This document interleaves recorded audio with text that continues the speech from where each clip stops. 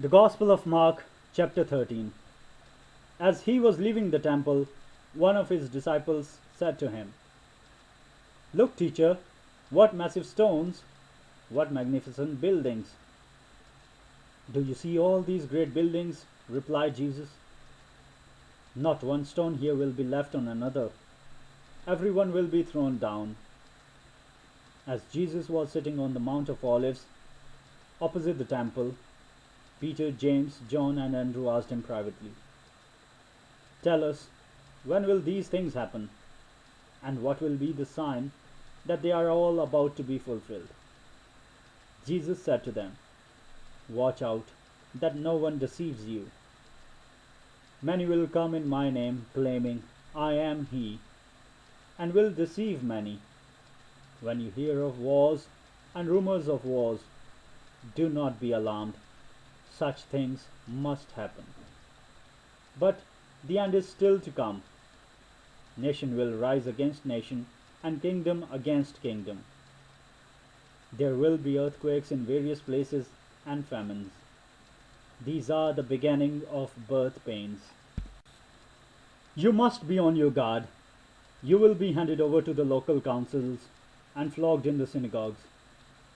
On account of me, you will stand before governors and kings as witnesses to them.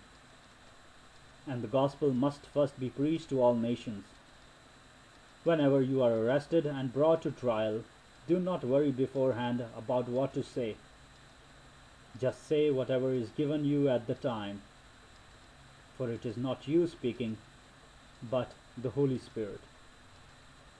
Brother will betray brother to death, and father his child. Children will rebel against their parents and have them put to death. All men will hate you because of me, but he who stands firm to the end will be saved. When you see the abomination that causes desolation standing where it does not belong, let the reader understand. Then let those who are in Judea flee to the mountains. Let no one on the roof of his house go down or enter the house to take anything out. Let no one in the field go back to get his cloak. How dreadful it will be in those days for pregnant women and nursing mothers. Pray that this will not take place in winter, because those will be days of distress unequaled from the beginning, when God created the world until now, and never to be equaled again. If the Lord had not cut short those days, no one would survive.